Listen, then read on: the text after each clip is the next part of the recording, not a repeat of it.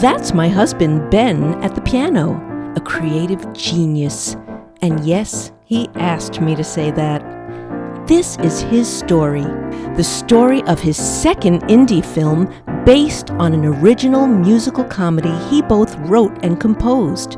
The story of the movie that he just wasn't able to make, but definitely not for lack of trying. The chain of events leading to Ben's indie flick Implosion actually begins with his first indie film, one he considers a great success. It's called Pumpkin Spiced Musical. Now, Pumpkin Spiced Musical wasn't exactly a financial success, but definitely a creative one.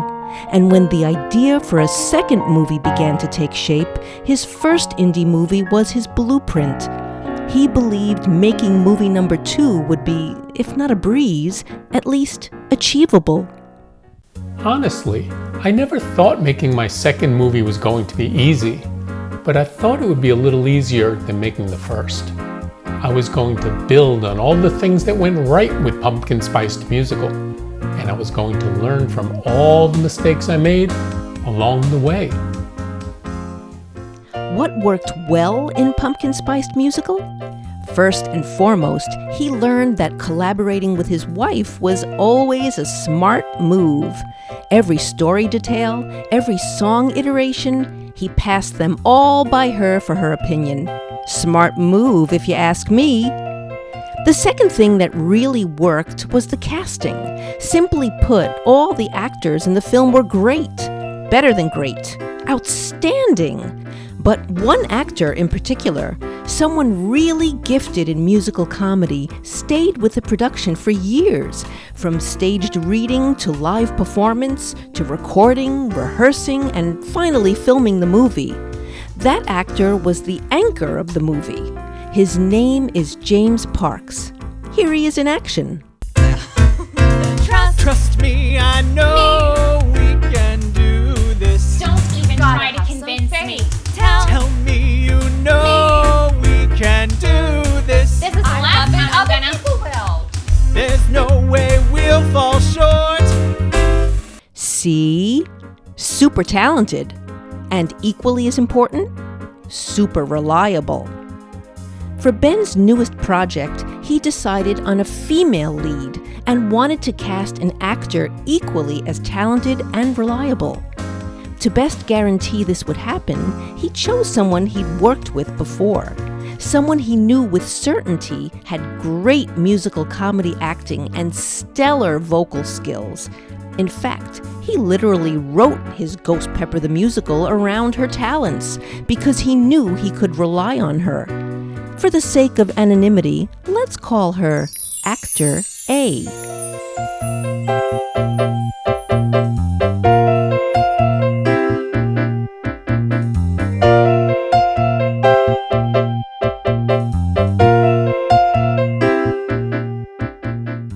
My first movie, Pumpkin Spiced Musical, it exceeded all my expectations. And my next movie, Ghost Pepper the Musical, it was going to be even better. My wife and I, we met with actress A. It was about a year before the first rehearsal, and she was on board. Awesome, everything was coming together just as I planned it. My next movie, it was going to be epic. What's Ghost Pepper the Musical? Well, think of Little Shop of Horrors meets the Food Network. Simply put, it's the story of EJ, a TV cooking show host who accidentally sprays an oven cleaner in her own face. An oven cleaner that turns out to be toxic and incidentally made with the cleaning power of ghost pepper extract.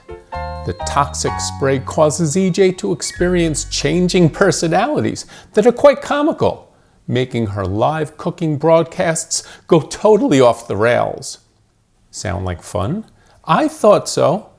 One of the first things I did, in addition to casting, was to film a little opening sequence to begin the movie. It introduces Starlexite, a company that produces cleaning products containing ghost pepper extract, which turns out to be toxic. With the pre-taped movie opening, I wanted the viewer to wonder about Starlexite, about a toxicity report that shows just how poisonous their products are, and honestly, to provide enough intrigue to hook in the audience. Here's the movie opening. See what you think. Listen, this is important. My name is Dr. Fred D. Williams. Time's running out, so for God's sakes, listen to me. All these products you see here with the ghost pepper extract, toxic, poison. They won't tell you the truth, but I will, and Starlexite knows. They know their stuff is dangerous, causes neurological disruptions. I've seen the toxicity report. Hell, I wrote the toxicity report, ran all the tests over and over again, each time with the same result. Look here. All products are highly toxic. Even low levels of exposure to the newly formulated ghost pepper extract is extremely dangerous. Under no circumstances should the new line of all natural Starlexite products be released to the general public. Starlexite's seen this too, but they'll just bury it. That's why I'm making this video. Gotta get the word out to you, the public. Warning. Attempted internet upload of highly classified materials detected. Lockdown protocol Alpha 1 initiated. Main power will be cut off in 3. Time's up. I just need to upload this to the internet. Oh God, my 2. hands are shaking. Can't see the controls. 1. Lockdown complete. Dr. Fred D. Williams, report to the security office immediately. Repeat. Dr. Fred D. Williams, report to the security office immediately. Oh crap. So what did you think? Did you like the opening of the movie? Did it make you maybe want to watch a little more to see what's going to happen next? Well, here's a spoiler alert. The story was only going to get better and better.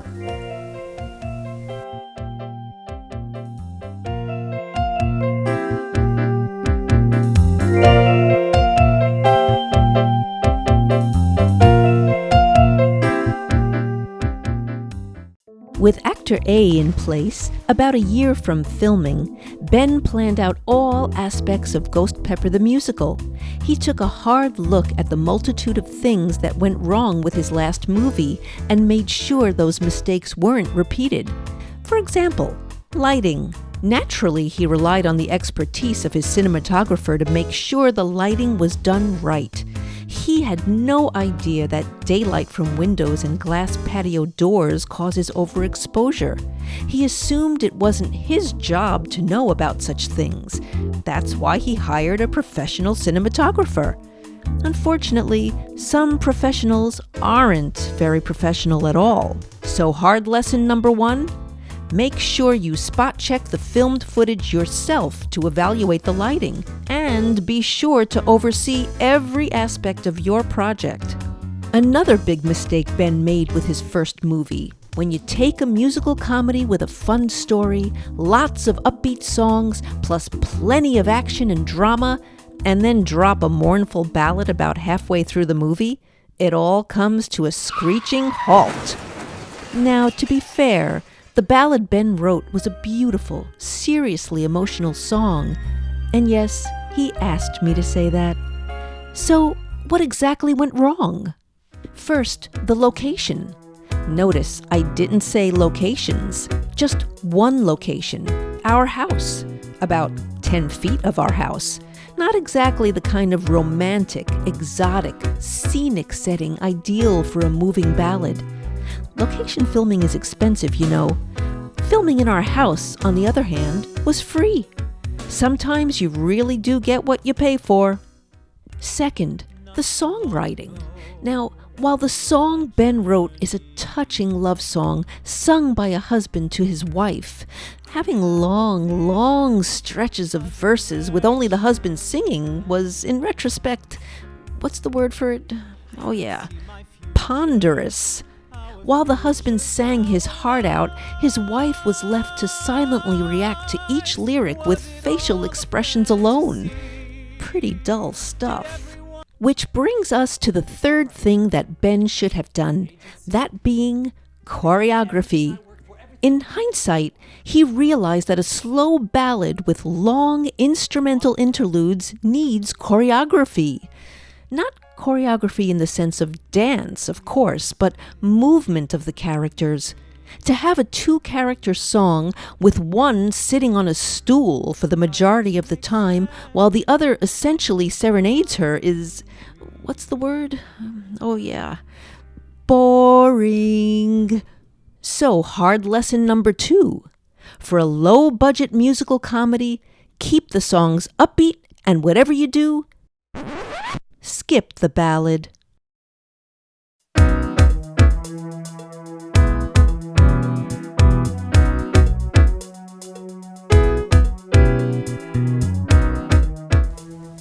This is where we were going to film a portion of Ghost Pepper the Musical, the story of EJ and her TV cooking show, EJ's Guide to the Culinary Arts. Now, EJ was cast. We had actor A set in place. But every good story needs a villain, an antagonist, and my story had the best, the CEO of Star Lexite, the company that makes all of these cleaning products, powered by Ghost Pepper Extract. Fenwick just wanted to make a few small little changes to EJ's TV show, like the name of the show, the clothes that EJ wore, her recipes, the food that she cooked, and ultimately, Fenwick wanted to change the host herself. Got big plans and ideas, switching up the old ways of thinking. Concepts, designs, a million new ways to make damn sure this show doesn't keep sinking.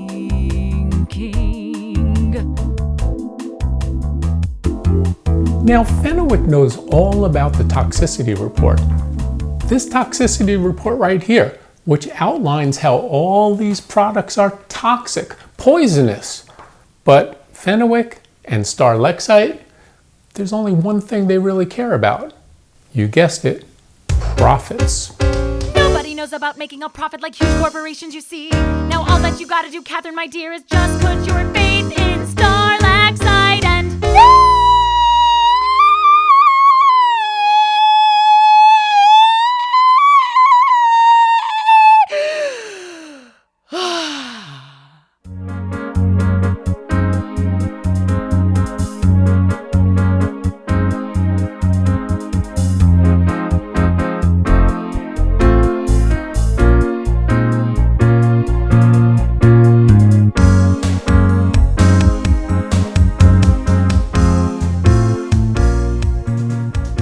With about 4 months to go until first rehearsal, Ghost Pepper the Musical was 100% ready to go.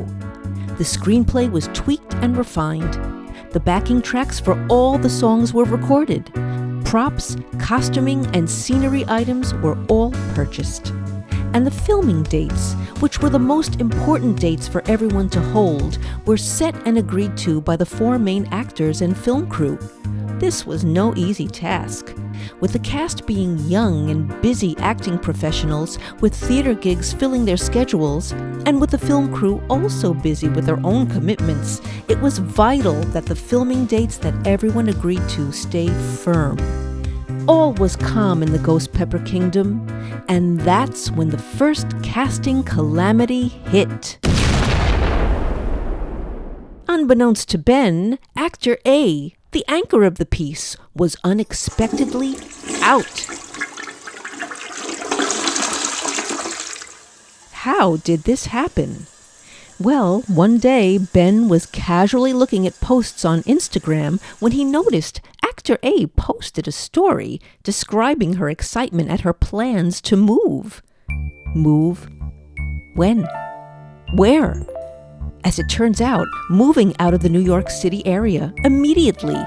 In other words, unable to fulfill her commitment and star in the movie. Now, of course, people move all the time, and sometimes with very short notice. That's life. But what hurt Ben the most, aside from losing his leading lady, is the way he found out. No phone call, no email, text, Facebook, or Instagram message. He simply happened to stumble upon this information. Ben considered actor A a friend. Not in the sense of best buddies, but having worked with her previously through many months of rehearsals and performances, he was really hurt that when she decided to move away from New York City, not only did she not inform him on a professional level, but even as a friend. Was it possible that she planned to contact him shortly after he randomly happened to read her Instagram post? Or is it more likely that in the excitement of moving, Ghost Pepper, the project that meant the world to Ben and that he devoted years to writing, composing, and producing, was simply forgotten by her? He'd like to think the former is true, but he knows in his heart the latter is much more likely.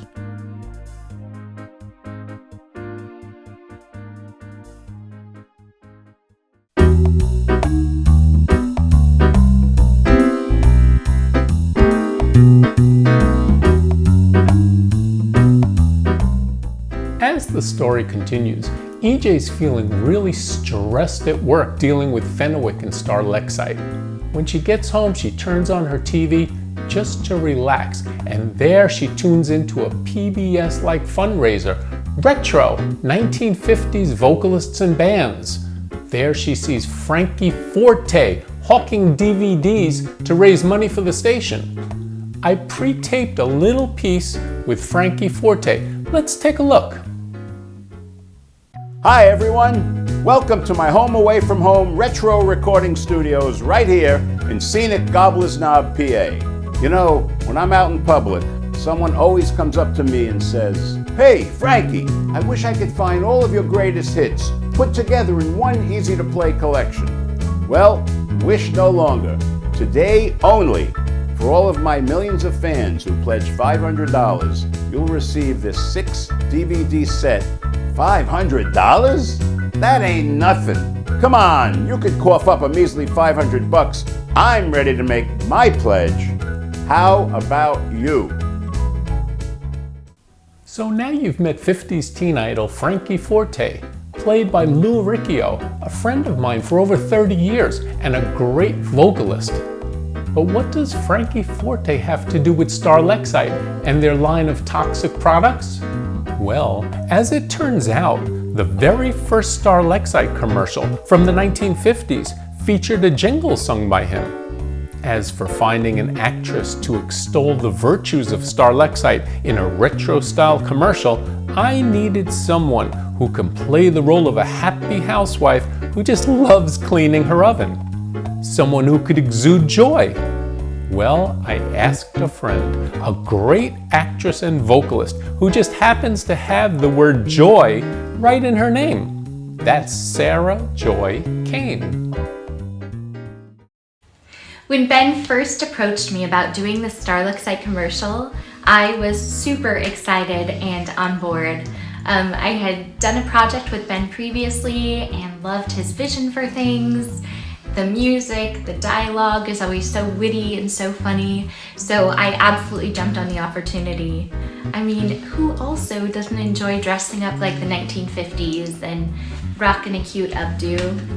Ben and I talked back and forth about what the vision was for the commercial, and then when it was time to shoot, I had my husband filming. We got shots of him from above on the countertops, placed the film or the camera inside the oven as well, and just had a really great time creating the commercial.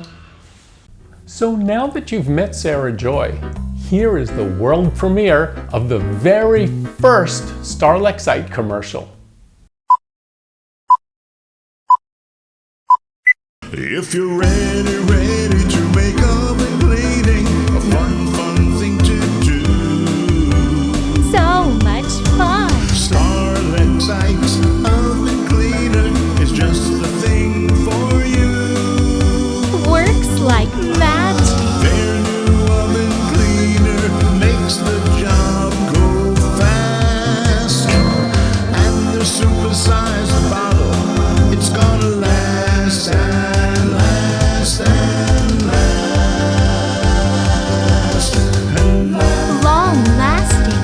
So dreamy. So get ready to make oven cleaning a fun thing to do.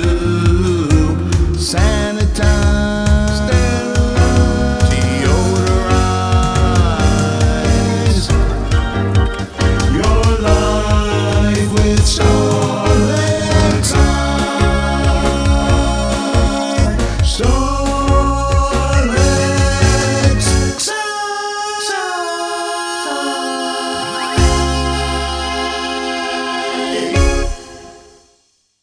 Watching the commercial, EJ, who's just trying to relax, is once again stressed out thinking about Starlexite.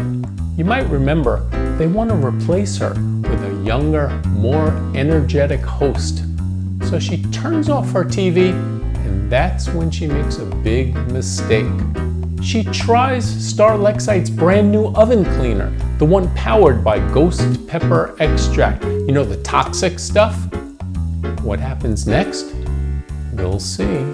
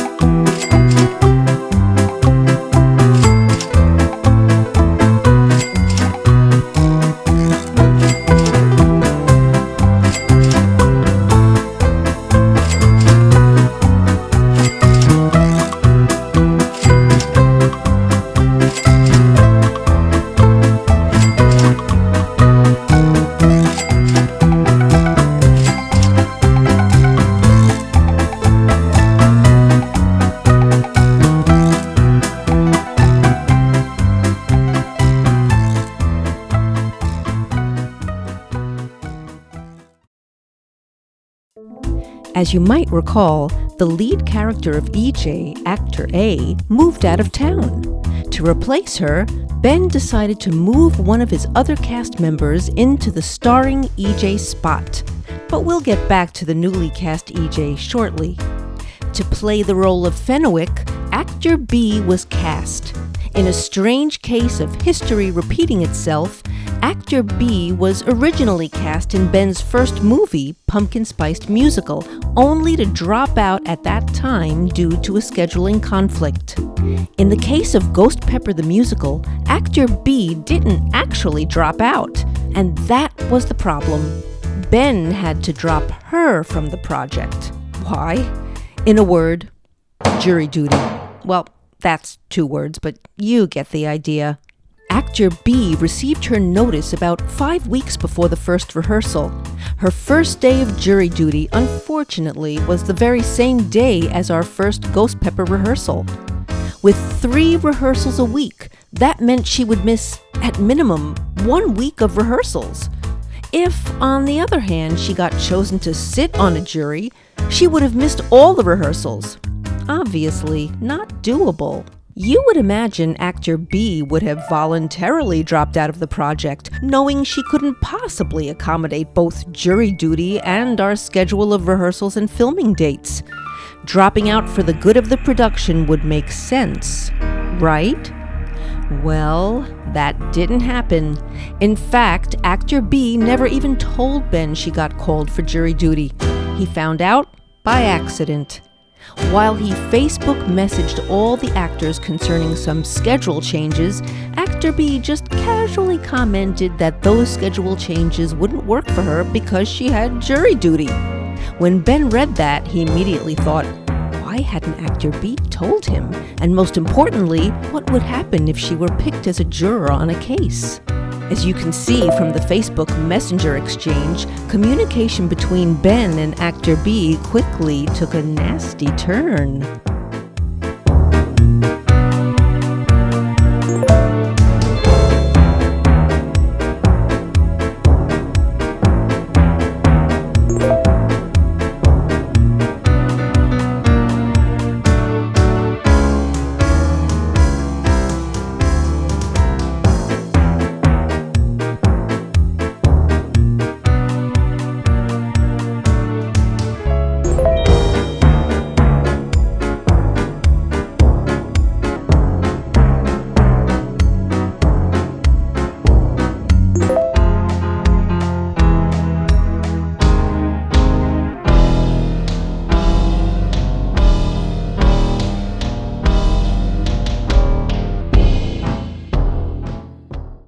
Ben was left with two choices.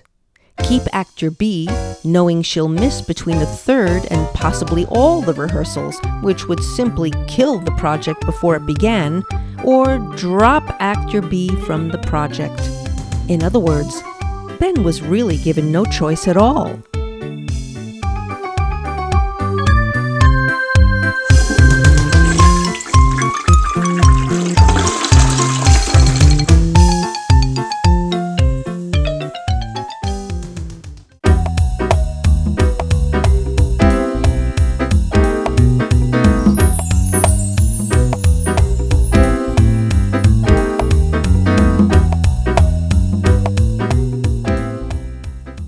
While EJ's trying out Starlexite's brand new oven cleaner, she accidentally sprays herself in the face. That's when the toxic ghost pepper extract kicks in. Sights and sounds start to trigger her mind, turning her into multiple personalities. In one case, on her live TV cooking show, she's cooking up a 3-cheese crostini and she turns into a 5-year-old petulant child.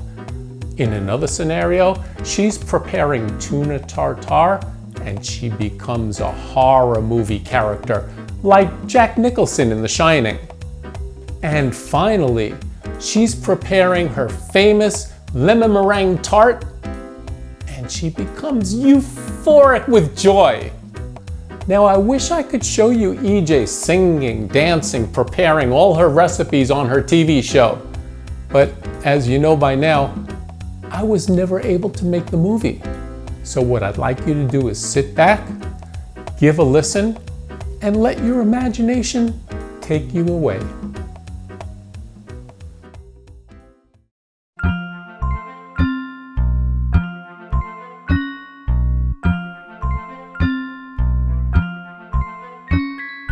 Take your cheese, herbs and salt, pepper black. Shake and mix and give the spoon a whack, whack. Add some oil, onions nice, garlic too. Don't you cook it too long, our rib will turn to glue.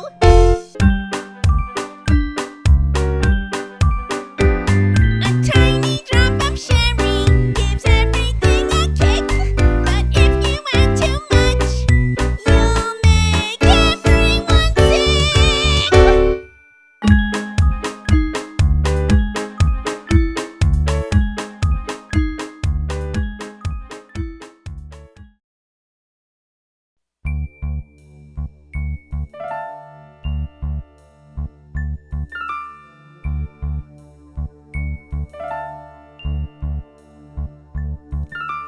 Don't be a chicken of the sea. Canned tuna is for peasants, not for you and me. Fresh, raw, blood red maroon, prepared under the watchful eye of a ghastly, ghostly,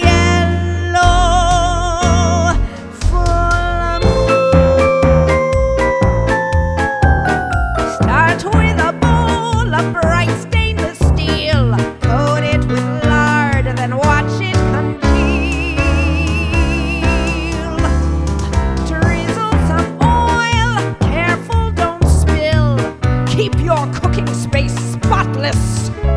Breathe in, breathe out. Chill.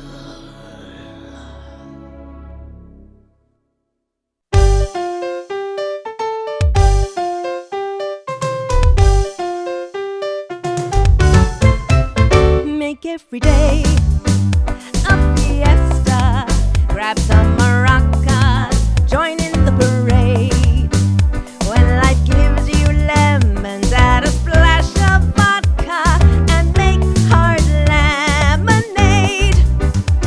Grab life by the lemons and squeeze, squeeze, squeeze.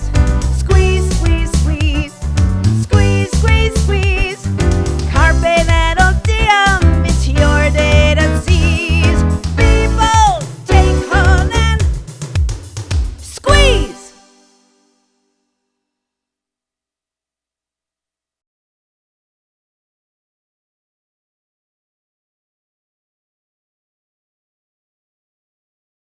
As our story continues, Ghost Pepper the Musical had 4 cast members firmly in place, then lost one after she moved out of town, then lost another to jury duty.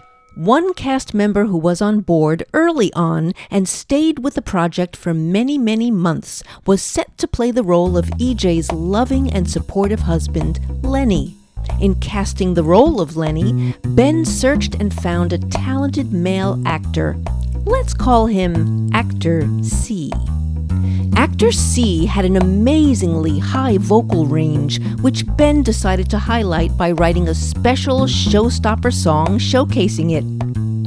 And as you might have guessed, he dropped out of the movie. Why?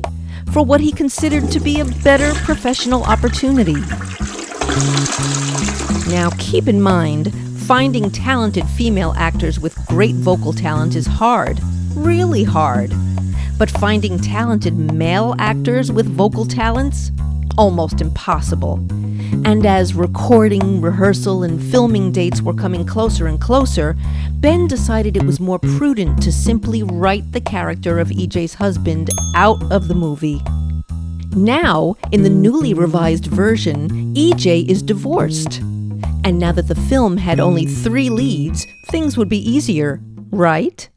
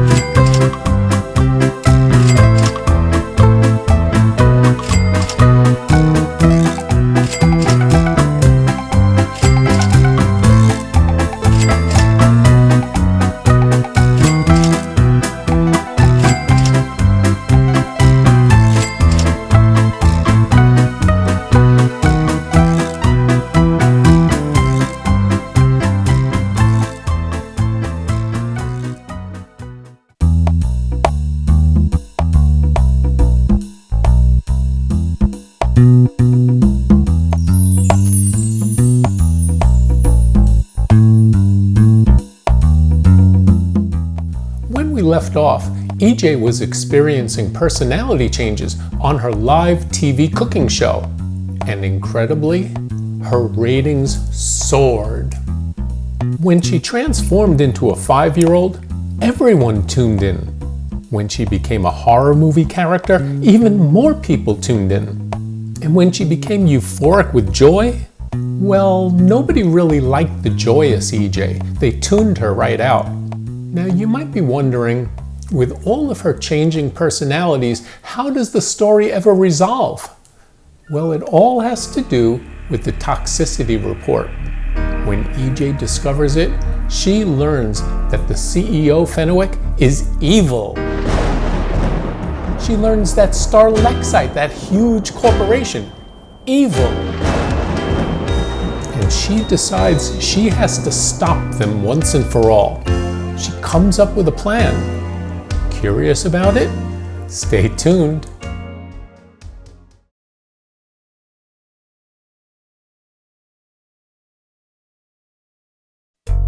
Ghost Pepper was now written for 3 lead roles, and as we got closer and closer to the first rehearsal, actors came and actors went. It was head-splitting, overwhelming, almost insurmountable. Ben had his cast fully committed many months prior to filming, and commitments made and contracts signed meant little to actors all looking for the next best thing, the better paying gig, the job with more opportunities for continuous work. Instead of a pleasurable experience, Ghost Pepper was becoming a source of continuous stress. The saving grace? Ben's newly cast EJ, let's call her actor D, was amazing, vocally amazing, unquestionable acting skills, tons of experience. She would have been a great lead. Guess we'll never know.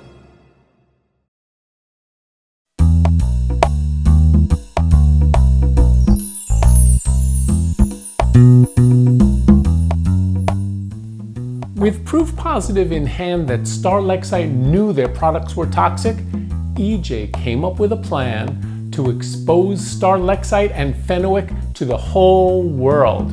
On a live episode of her TV cooking show, she took their #1 product, their oven cleaner with the ghost pepper extract, and she intentionally sprayed Fenwick in the face with it. Fenwick, knowing how toxic her company's product is, she went ballistic. She went nuts trying to get the toxic spray off of her. While she was going crazy, EJ calmly spoke to her TV audience and told them that in the morning, she replaced all the oven cleaner in the bottle with common tap water. Now, Fenwick's initial reaction to having been sprayed with this all-natural product, that told the audience everything they needed to know. How does the show end? Well, the district attorney is given the toxicity report. Starlexite, Fenwick, all the evildoers, they all end up in prison. All's well that ends well, at least for EJ. As for my Ghost Pepper the musical, not so much.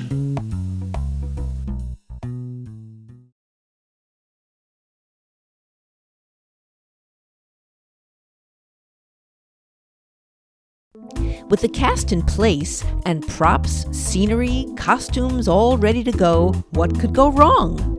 As it turns out, actor D, set to play the lead, unexpectedly got a role in an off-Broadway show about 6 weeks before our first rehearsal.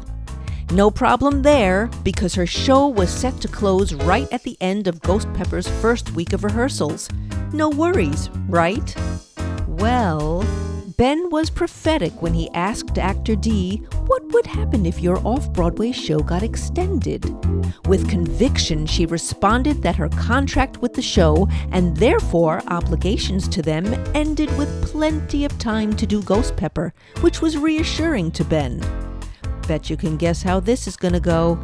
Her show got extended, and actor D chose to drop out of Ghost Pepper with about 1 week to go before our first rehearsal.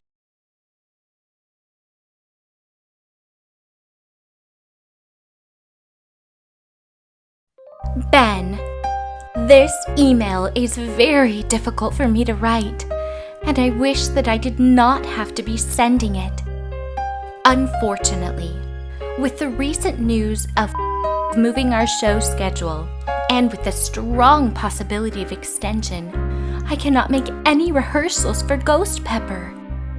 I have tried to make both opportunities work, but have come to the difficult decision that it is best for me to remove myself from Ghost Pepper at this time. I truly do not think it is fair to you and your wife to work around my schedule, and I fear that my schedule would move filming/rehearsals back for months. I apologize that this email is coming a week before we are supposed to record materials. Unfortunately, I was just made aware of the news yesterday by company management and wanted to reach out as soon as possible. I am happy to return the script you provided and even give recommendations of other fabulous actresses I know. Please know this decision was not an easy one to make. I am so grateful for your belief in me and for bringing me onto this project from the beginning. Wishing you nothing but success on your future endeavors. Warmly.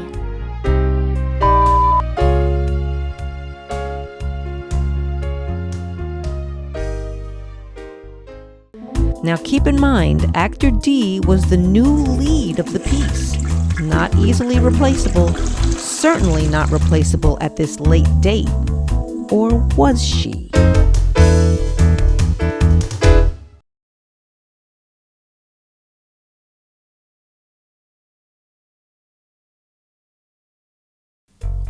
I had 10 days to go until the first rehearsal, and I had no EJ, no lead actress, no anchor for the piece. The casting calamities were causing me so much stress, and I just didn't know what to do. I gave it a lot of thought, and I decided to reach out to a friend, to an actress I'd worked with before, someone with great vocal skills, great acting skills. The only problem, I knew that she was always really busy with professional gigs, and I really had no hope of getting her.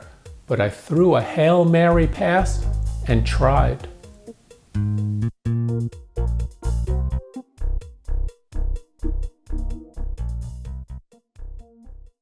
Ben's last best hope to pull it all off? Let's call her actor E. He couldn't imagine she would be both interested in his little movie and available to record, rehearse, and film, with the process set to begin in just 10 short days. So he reached out to her, and amazingly, she was interested and available and actually eager to do the film. Ben was ecstatic. All the work he did writing, composing, gathering props and scenery, scheduling actors and a film crew, all finally coming to fruition. With the song recording session the first thing needing to be done, Ben sent actor E all the songs her character EJ sings in the movie. She had a little over a week to learn the songs. She said she could do it. She said she'd be ready. And that's when it all began to fall apart. I'll let Ben explain. When actress E came to the recording session, I started from the very first song in the show, which features her character EJ, but she wasn't prepared to record it. Actually, the second song in the show, she wasn't ready to record that either. In fact, out of the 8 songs that feature her character EJ, actress E was prepared to record 2 of them. So we recorded those 2 songs, but I still had 6 songs unrecorded. And with our time crunch, not good.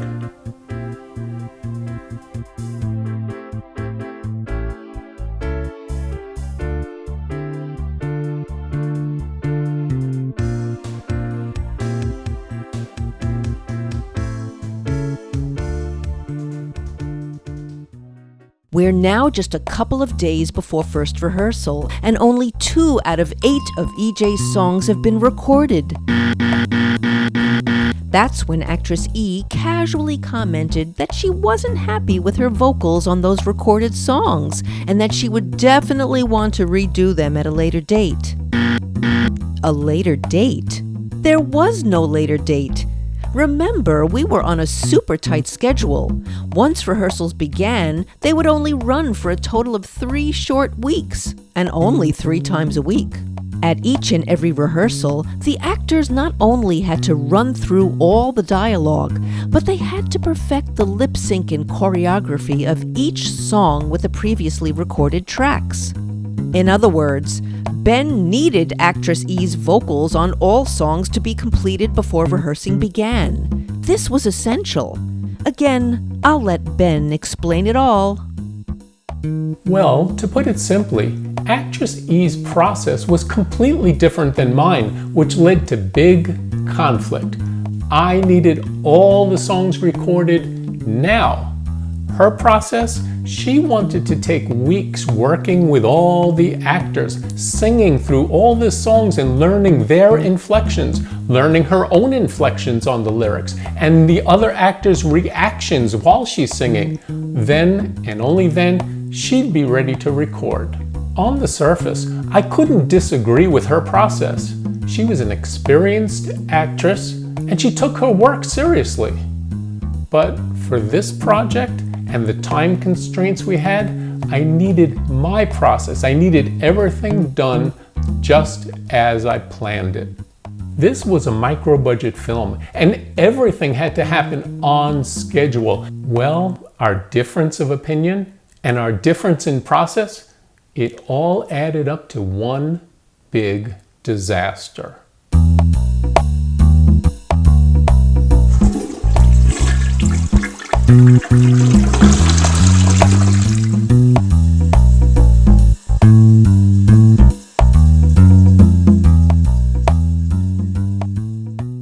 That's right, Ben ended production on Ghost Pepper. Casting calamity after casting calamity killed his indie movie dream. The stress of losing actor after actor was just too great, too much to bear. Was he sad to have worked so hard putting it all together just to end it before it even began? Absolutely. Was he also relieved to be done with the anxiety of dealing with uncaring, self-centered, money-driven actors who cared nothing for commitments they made to him and the project? Again, absolutely.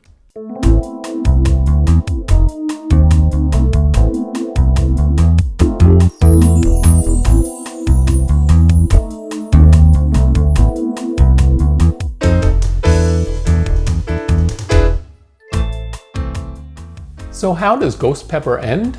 Well, Fenwick and all her colleagues at Starlexite, they end up in prison. As for EJ, she enjoyed a career resurgence, becoming wildly popular when she became the 5-year-old and then later became the horror movie character.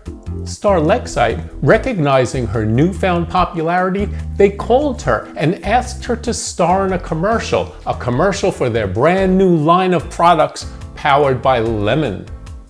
Now, of course, EJ would never star in a commercial for Starlexite. That's the company that poisoned her. But they offered her $3 million. Would EJ really sell her soul for a measly $3 million? Would you?